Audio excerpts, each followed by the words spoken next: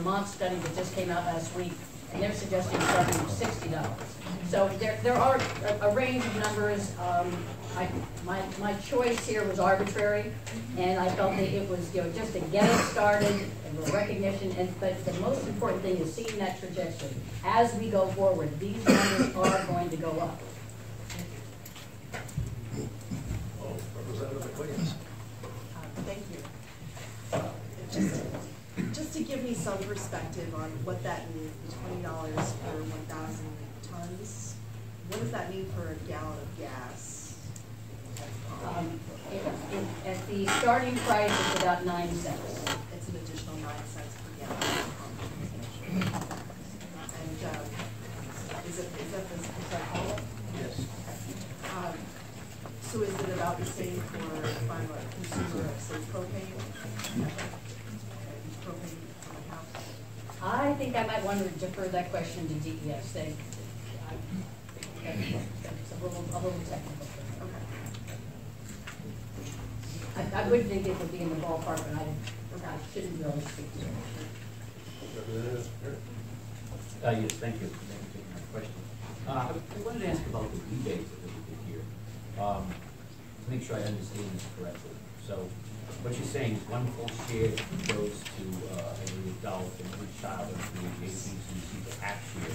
There's no single family unit receiving more than the equivalent of 3 full shares. If you have 2 kids, they get the full amount, but if you have more than 2 kids, you're not getting any of the share. So if someone were to live in a hypothetical 5,000 square foot house with a hot tub and a swimming pool and central air conditioning, and there's 2 adults living there, they would get 2 credits for rebate, but a family who's renting a house of 6 would get 3. Yes, it has absolutely nothing to do with their residence or their use. Follow up on that? Basically, it's a per capita rebate. And it also says on the same thing that shall prioritize direct for the rebate. The department shall prioritize direct property tax relief in the provisions of funding for individuals receiving Section 8 housing assistance. So what if you rent, but you're not renting under Section 8? You're not prioritized? Thank you for bringing attention to that. A compromise in terms of trying to make the bill simple and straightforward and not cluttering it up with a lot of complexity and achieving the goals. And this is the area where we're really missing the apartment dweller who's not paying property taxes and is not Section 8. So the use of prioritizing was to suggest that it's not just them, but that we should ensure that those 2 categories. You heard today about what the property tax is in Berlin. I mean, the mechanism of how to get the rebate back into people's hands is difficult in New Hampshire because we don't have an income. So this is trying to find a way that we're not creating a whole new mechanism, a lot of new costs, trying to use existing mechanisms. Those 2 are out there, and I haven't been able to really factor into that last segment, but we need to before this bill gets started. Just one more quick question. On the rebates again, I see nothing in here for rebates to the states, municipalities, or counties. So I'm assuming if the state is going to pay millions of dollars in increased costs under this, they will get no rebates back. So they're going to have to get that money from someplace else, raising taxes or cutting spending.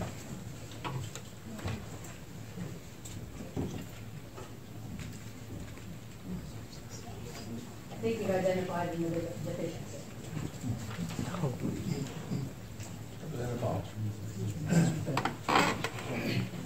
Thank you for taking my question. I know that some critics of the bill have asked that since the percentage of emissions that New Hampshire produces is relatively small, particularly when you consider it globally or even why is it important to pass this bill? Right. If I may use an example, when the Prius first came out, nobody wanted to buy them because they were too expensive, and people didn't see the point. And this, in the business section over the weekend, we learned that Ford is now taking the entire F-series of its trucks and making them electric only. So, we are in the process of an enormous transition, which is going to have a lot of discontinuities attached to it. Here in New England, we really operate as a region with RGGI, with the Transportation Climate Initiative. Why have a state-based, this is the question, why have a state-based bill? Unfortunately, it's the only way we can go forward. We can then work with our regional partners, and the co-sponsors with me, Senator Clark and Senator Waters, have been working with me, as has Bob and Mark Jefferson, on a regional grouping, trying to get a broader outlook. The federal system is stymied, and so action has to take place at the state level. Right. Would this program be in place of RGGI? No, one of the places we actually made sure that we specified that wherever there's an existing regional greenhouse gas emission mechanism, it is in effect carved out. So let's say you're getting $5 for RGGI and there's going to be $20 for this in 2020. The $5 for RGGI still goes to RGGI. 15 of the 20 will go to the carbon pricing fund. So you're not, there's no increase, there's no double counting. Questions? Representative Sausage? Yes, thank you, Chairman. Would you agree to that this is not just about carbon pricing as an abstract idea, but it has a whole lot of other implications for health, for pollution, for efficiency measures, and this is a mechanism to try to encourage those kind of behaviors?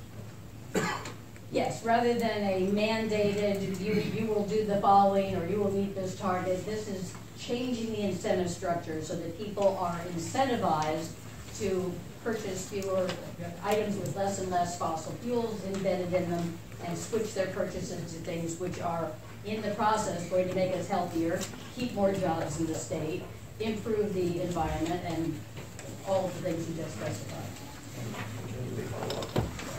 Would you compare this to a very successful program, which is a market-based program to reduce sulfur dioxide emissions, which is the cause of acid rain, that was very successful by using similar, is this a similar market mechanism to do this with CO2? Certainly that was a very successful project, and it did use monetary incentives, so in that sense it's similar.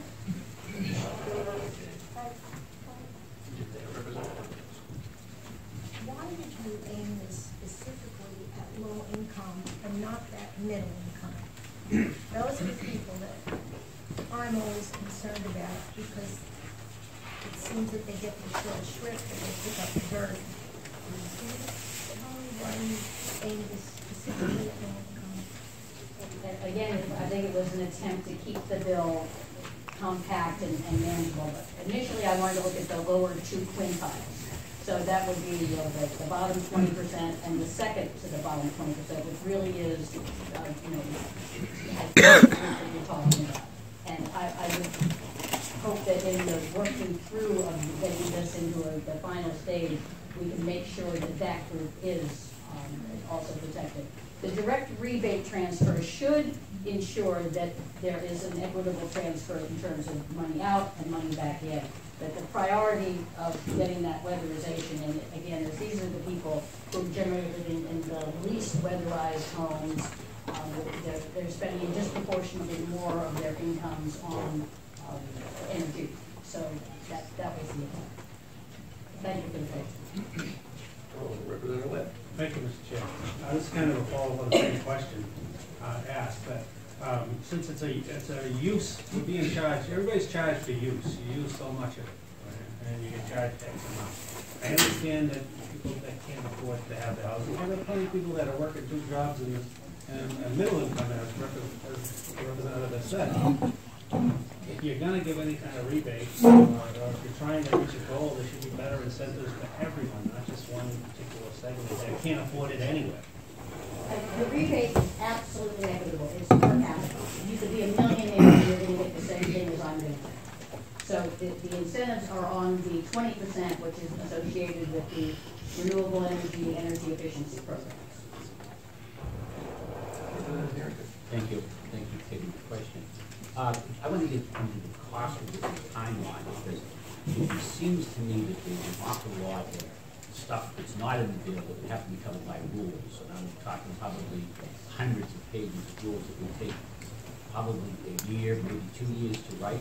So let me ask you if I'm wrong in this scenario. If the bill were to pass, then there'd have to be some hiring of administrative staff, and it'd be the startup process that would last a year or two while all these rules are being written and they have public hearings and all this other stuff. But there would be no income coming in. There would be no fees being paid because there wouldn't be any rules to implement that. So how do you propose on paying for this first couple of years? It would be very high administrative costs. Writing rules and having public hearings and different locations and stuff is pretty expensive. I had an opportunity to speak with the PUC and with DES, and they were comfortable with the staffing situation and with the monies that were going to be coming in. Judging by the fiscal note, we have a different opinion on a different part of the state structure. So yes, there certainly should be some cost to the startup. Again, to the extent that we can maximize the utilization of existing procedures and existing staff, we can cut that back a little. There was an attempt to put some deadlines in that ensured that the rulemaking process had to move forward expeditiously, so that there are some things that have to be done within 9 months, some things have to be done within another time limit, so that at the most there would be a year out. There will be some. That's what I was trying to get to, some cost, unless the PUC and DES budgets have got that much surplus, because we have to go back and use them, I don't know.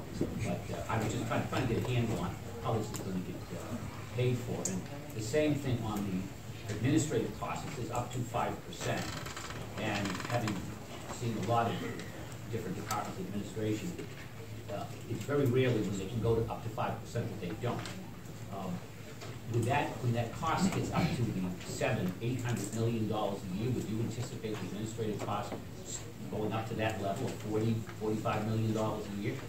That was exactly the reason for the up to, so that when the amounts coming in are really getting to be very large, and it's now become a routinized process, and you don't need all those people that are setting up the rules, that they're clear it is not going to be necessity. So that, and I think it would behoove us as the oversight committee to ensure that only that amount of money is spent on the operating the program. Okay, thank you very much.